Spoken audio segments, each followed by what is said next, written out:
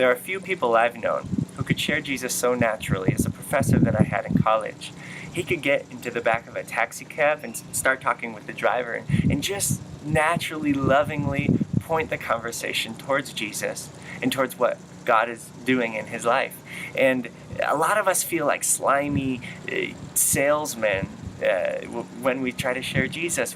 We feel like we're manipulating the conversation. Well, I've come across a resource that has been really helpful to me called the 2-Minute Story. I first heard of this during a campaign that my parents' church was running, and more recently I saw it in the appendix of a book by Steve Addison. And it's basically this: a natural storytelling way of just sharing about Jesus. It's 3 parts. What was life like before knowing Jesus? How did I come to know Jesus? And what is life like? What has life been like since knowing him? And it's best to focus on one thing because Jesus does so much in our lives. So I want to share my 2-minute story. I had an awful temper when I was a kid. I remember during elementary school recess, I actually at one point grabbed the back of a kid's shirt to pull it over his head and start undercutting him, sort of Mighty Ducks style, just because he'd scored a touchdown. I remember checking a friend of mine at the time with all my force into the bleachers during a hockey game in gym class. And playing years of soccer, I got so mad and did dumb things on the field. Actually, during a summer basketball league in 7th grade, high school-aged referees gave me the nickname Rage because I would get so furious and commit stupid fouls. Well, it was about that time I started going to a youth group with some friends. Now, I had grown up in a home where my parents loved Jesus, and so I had a lot of exposure to the church and to his teachings. But at that age, of course, you kind of write them off as much as they love you.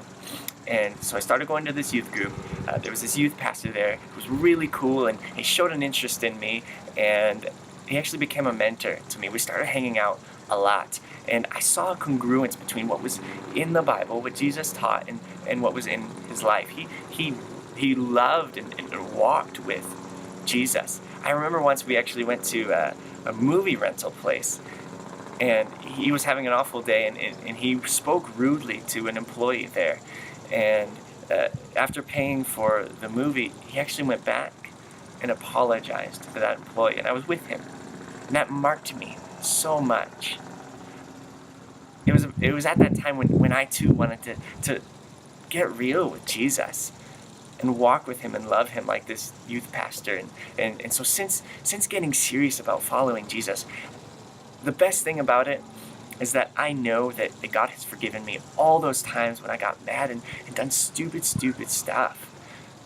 But also I know that I can't get mad in the same way. Why? Because he's in my life. Jesus is in my life, and I always have that voice that says, Wes, I love you, and I don't want you to do these things. I don't want you to respond in this way. See, before, without him in life, there was no limit.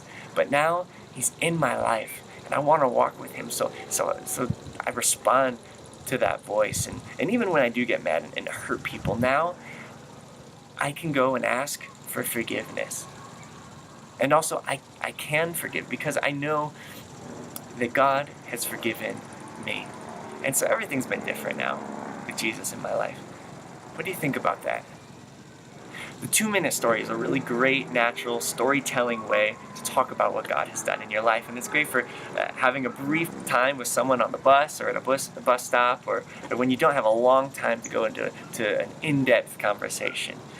I want to encourage you, develop your 2-minute story about what God has done in your life. May we be ready in and out of season, and may we be bold to share the gospel of Jesus Christ.